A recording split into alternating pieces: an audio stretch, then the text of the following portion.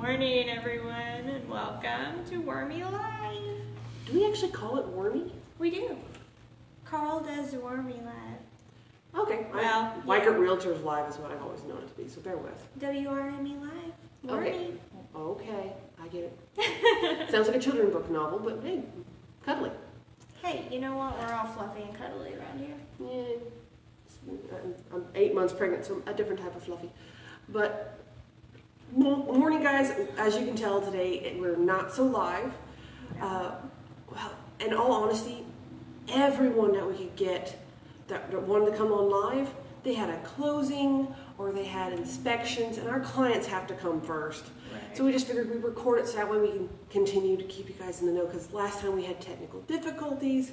But keep in mind, next week, the 28th, Yes. 28th, we'll be truly live. Carl will be back in town from the lake, probably well fed on catfish, and Gabby has a Gertie, just to talk to us all about everything that's going on, and Yep. probably the next letter on our poster. Yes, we'll do that again next week. I didn't want to be rambling to you guys by myself tomorrow live. So I would have just rambled anyways. Would You've you? met me, I I know. ramble. We all ramble at some point, but you know. So, Okay. Now, we are having our normal meeting next week. Yes. I do not know of a guest speaker at this time. nope. No, and that's subject to change, but to my knowledge, we don't have one scheduled. But that kind of brings us back to what we were talking about. We were putting our clients first. And this past meeting, we went over some qualities of a great realtor. Things that, whether you're in the profession or not, it's things you look for and kind of need if you're going to be in this profession or are looking for someone to be your realtor or real estate professional. Right. So more than anything, we have a little cheat sheet down here, so bear with. They have to communicate. I don't know about other brokerages or their training, but I know here we heavily promote that we contact everyone that we're working with at minimum once a week. Preferably around the same time if we're fortunate, but no matter what, at minimum once a week. And just let them know, no, we've had no showings. Yes, we've had showings. How the open house went. Did they like this house? Do they want to see different houses this weekend? Right. Change of perspective and just stay in touch. And you have to admit, and I bet Miss Erin here can agree, number one complaint we hear about realtors, whether they're people learning how to be in real estate or even people that have been in real estate for a very long time, they gotta communicate. Not returning phone calls is a huge thing. Answering emails. In a reasonable, timely fashion. I'm not saying drop everything and do it right now, because if it's bedtime, I'm gonna stop and have that 20 minutes with my daughter. But after that, when I'm done, I'll give them a call back or send them a text saying, hey, I'll call you first thing tomorrow morning because it's a little late. They know we've got some level of communication, and I still got to have time with my daughter. But we've all heard the worst case scenario of, well, a few weeks later, you might get a phone call. If you're lucky. We have stories. You guys have stories. We want to hear them. Tell us down in the comments. But point being, everyone's got the number one complaint about a realtor, and communication is usually it. And we try and solve that.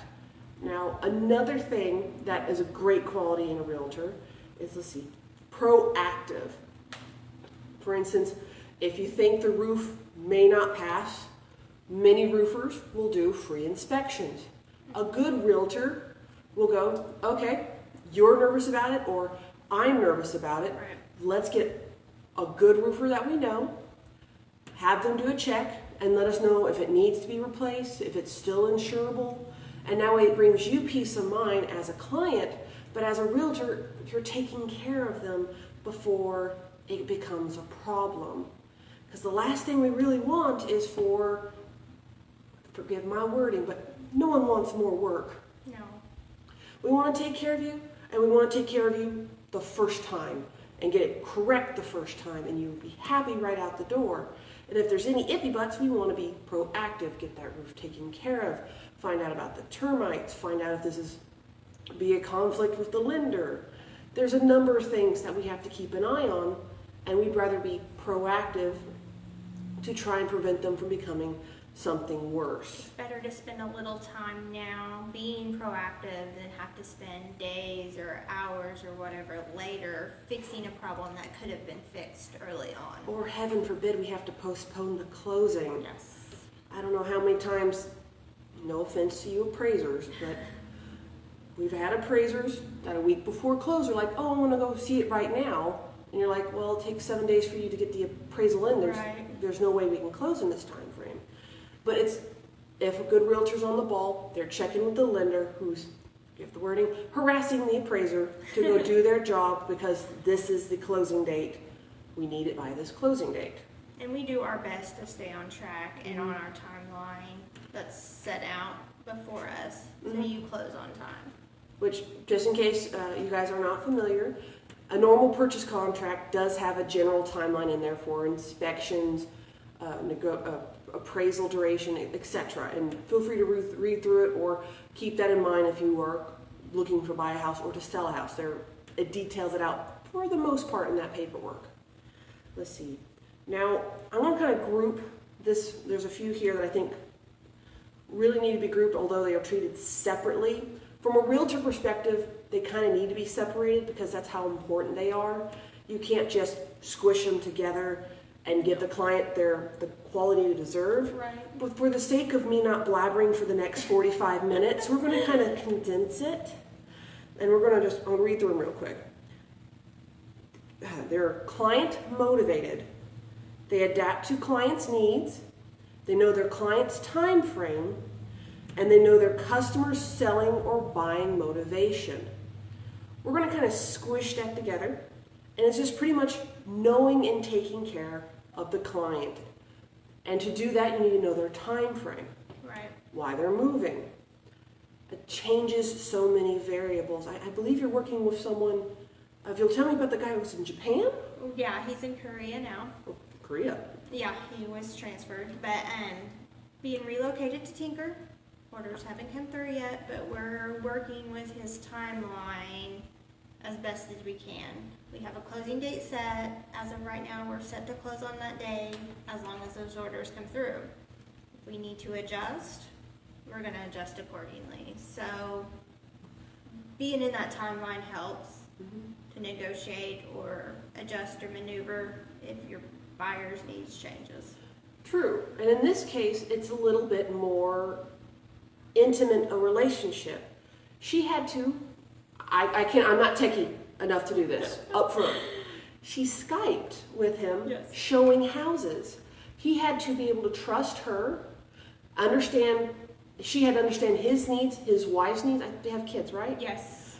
What they're all looking for, and they had to fully trust and rely on Skype and her to guide them through finding the right house, along with coinciding it with his instructions from being in the military, his instructions, and coordinating it with getting his family packed and his family moved, getting them integrated. So she's got to keep all those factors in mind and keep them balanced so they can have a happy and successful close and it not be September before it happens, which would not be very good in this situation. Right. Not at all. But because she's keeping, reiterate, the client's needs, their time frame, and their motivation.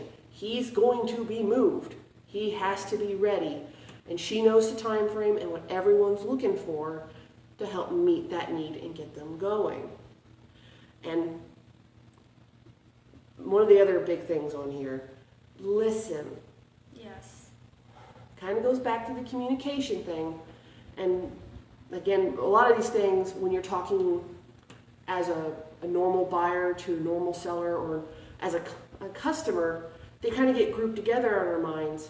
But when we're talking to other realtors, as far as our training, we try and treat them as separate things because that's how important they are to us. It's not just the client has needs. No, the client has motivation. They have a time frame. They have all sorts of things that we have to keep in mind and adapt for so they get what they need and deserve and they are taken care of properly. And if they're on a timeline, like they have to be someplace because of work, so they have to be here, they have to be settled in, we try to accommodate and try to move it as quickly as possible so they're in their house and they're not at a hotel any longer than they have to be, or anything like that, or separated from their spouse and kids any longer than they have to be because they're still home because he's here because he's working. And if we're being proactive, like any good realtor tries to be, we'll know ahead of the game if that's a likeliness, if there's a way we can reduce that, if there's a way to get the lender to expedite things. There are ways that we can hopefully make it a little bit smoother for them and easier on them. And just hire a realtor. Just saying. We do a lot. Oh, I have a list. It's quite a large list. We do a lot. But if you don't believe us, give us a shot. We'll happily do our best to make sure you're happy and that you're taken care of. Yes. And I think I've officially reached the prattling line. So, is there anything else we need to discuss? Carl will be back next week, as you said. So Friday we'll be live again. And we'll have a letter from our poster. Yes. And we'll have the Okie word of the day. Yes, all that fun stuff. We're both full-blood Okies, but Carl just does it so much better. He's got, the only way I can think to phrase it is he's got a more natural Okie-ness about him. And, well, I don't know what happened to ours. It thinned out, probably from too much Coca-Cola. But still, he's got all that Okie word of the day and the letter from the poster, and we look forward to seeing you next week, actually live, not recorded. Right. And remember, if you have any questions, you can wormy at Mainedge, WRME at mainedge.com. Main like the street, edge like the blade.com. Yeah. Or Facebook message us. Oh, I'll yes, reply. chat down in the comments. We love hearing from you guys. Questions for the next live show, or if honestly, if the recorded versions become more popular. I'm partial. I get in trouble. No. I have to admit, I'm partial to being recorded because when I goof, I can go, nope. Well, that's why we like to do it live too, because you see that we are real people, human.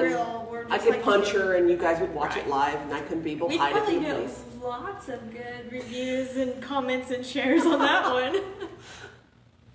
Carl, we just it happened. Girl fighting girl.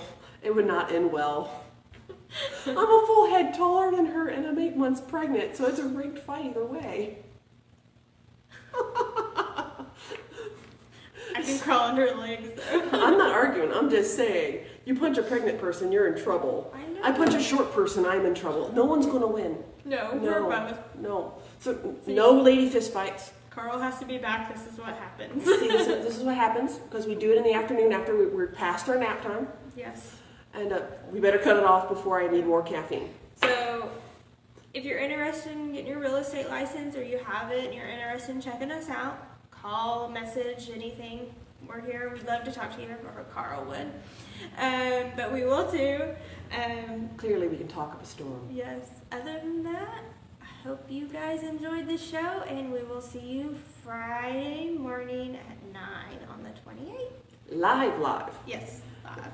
And you have a great weekend.